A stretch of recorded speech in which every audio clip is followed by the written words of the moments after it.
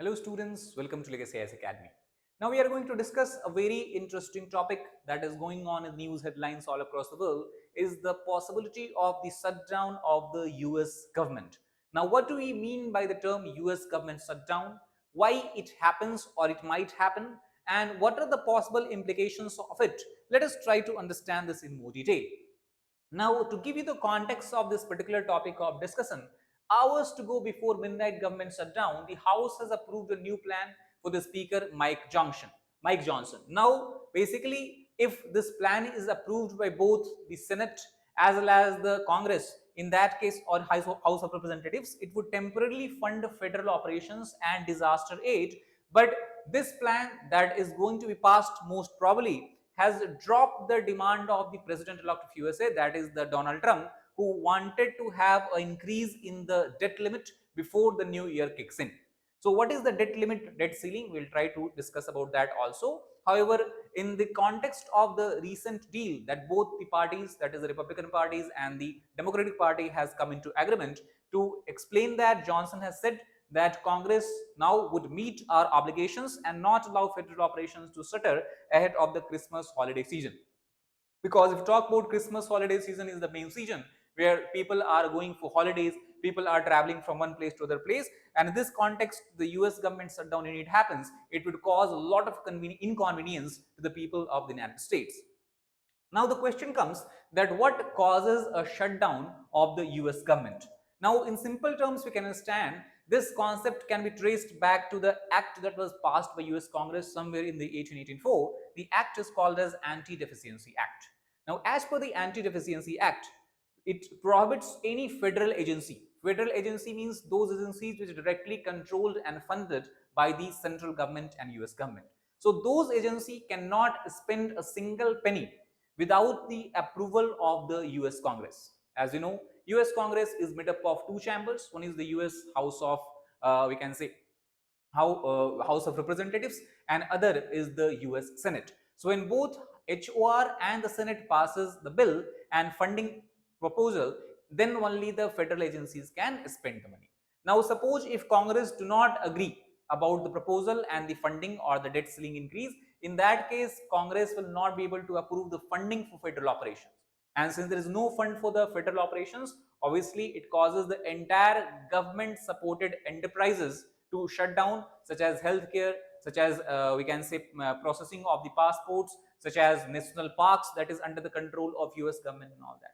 So basically in this context, House Speaker Mike Johnson, he has announced that a bipartisan agreement has been reached to extend funding until March that include provisions for several funds. For example, farmers aid, hurricane relief, because hurricane is a tropical cyclone that keeps affecting the eastern coast of US, a modest increase in the pay for the members of the Congress. However, 3 times he tried to pass the bill, but he has seen increasing instances of opposition, and this is the 4th time he had tried to dilute the demands, and he has tried to change and modify the bill, and then it is possible that it might be passed. Now the problem that here comes is because of the demand of Elon Musk, who has been made what you can call as the member of DOG, that is Department of Government Efficiency, in the upcoming President Trump's government, and also Donald Trump himself. Both of them started to spread misinformation about the proposal that caused a lot of confusion, and this Trump also further called for the suspension or elimination of the federal debt ceiling. Now this is a very interesting topic which the Congress has been not willing to approve, and that is also, we can say, is the major point of deadlock. Now let us try to understand what do we mean by the concept of debt ceiling in the case of US. Now suppose debt ceiling, first of all, if we try to define, it can be defined as the maximum amount of the money US government can borrow by the issuance of bond. Now suppose when the US start to run out of the money, if they start to run out of money, obviously there is a lack of fund and they cannot sanction the funds to the federal agencies. So to overcome these limitations, Congress then votes to lift the debt ceiling, whatever is the debt ceiling at that present time. Once the debt ceiling is limited, the US then can start printing the bonds, can start issuing the bond, and can get more money, and then the country can borrow the money, and further it can start to fund its operations or federal operation. Now, this entire cycle is dependent upon the ability of Congress to remove the debt ceiling or increase the debt ceiling. If it is not able to do so, it would also cause what we can call as the shutdown of the government agencies. The question that comes is, can really US still avert a shutdown? Now, a lot of answers are there. First of all, the holidays are approaching and there is a pressure on the what you can call as the Republicans as well as Democrats, whichever area they represent, to avoid a prolonged halt to the federal operations because of the problems, inconveniences that people will face, which obviously will have negative implications on the voting next time. Now, both the House and Senate, Republican-led House and the Democrat-controlled Senate, must approve any measure, but narrow margins make bipartisan support essential. Because that is also one thing we should try to understand, that in the case of US, one house is dominated by the Republicans, the Senate is controlled largely by the Democrats. So unless and until bipartisan support is reached on the proposals of the bill, you cannot pass the bill. And even if the deal is reached, for example, between both the parties, the funding could temporarily lapse because the final approval can only be given to the passage of bill only when the President Biden is able to sign it. So there might be delay in getting the sign of the President Biden that might cause a temporary shutdown, if not a prolonged one. Now the question that comes is, what happens if the US government shut down? Now, first of all the federal agencies, they cannot give salaries to their workers. So many or thousands of federal employees are furloughed, temporarily halting their work and pay until the shutdown ends. Although their salaries are later reimbursed. It's not that if suppose shutdown lasts for 1 month and if someone is working, it does not mean that he will not get the salary. Salaries will be credited to their account, but after a long delay, once the shutdown has passed or once the finding again approval has been given to the bill. Essential workers such as air traffic controllers and law enforcement officials, now obviously they cannot be given vacation or holiday, they cannot be furloughed because they are essential workers. If they stop working, it will cause a severe blow to the US economy, and not only the economy, even the security of the state can be threatened. So to ensure that there is no problem in the essential working, they are allowed to work, however, again without pay, because again to remind you, the government does not have money as of now to pay to the workers. So until the impasse is resolved, they are allowed to work, or they are basically asked to work without any kind of pay. National park that is largely under the control of the US government, they may close or operate with limited services. Passport processing cannot be done. That means if you apply for new passport in US, you will not be able to get passport in the desired time frame. Health research can also come under standstill, especially CDC, that is the Central Disease Control of US. And depending on how long the shutdown lasts, it can then affect various sectors of the US economy.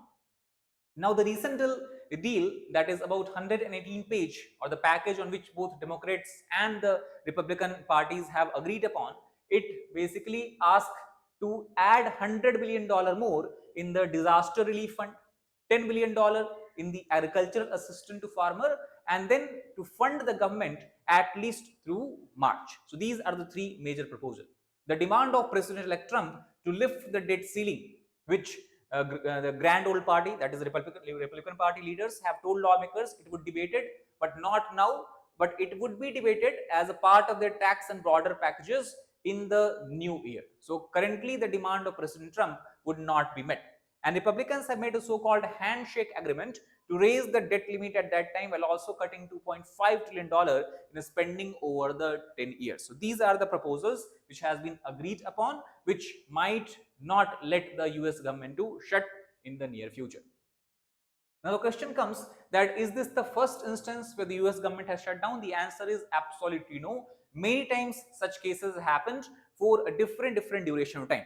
If you talk about the President Trump himself, during his first tenure of presidency, he has witnessed one of the longest US shutdown, which lasted for almost, what we can say, 1 month.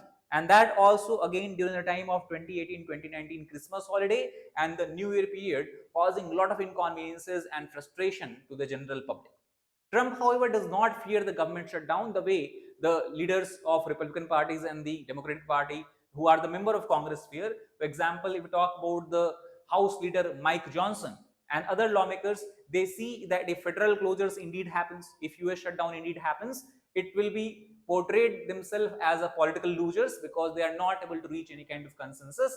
And not only that, it will also harm the livelihoods of the American. Because if you understand, all the government workers who are waiting for the Christmas and New Year, because that is the most important festival in the year, that is where most of the spending is done, that is where most of the traveling is done. So if they are not able to do so, it will cause a lot of frustration, anger among the general public, or dissatisfaction basically among the minds of general public. So these all are what we can say can be the implications if shutdown happens. And that is all for this particular video. I hope you got the gist of what is US government shutdown, how it happens, and the impact.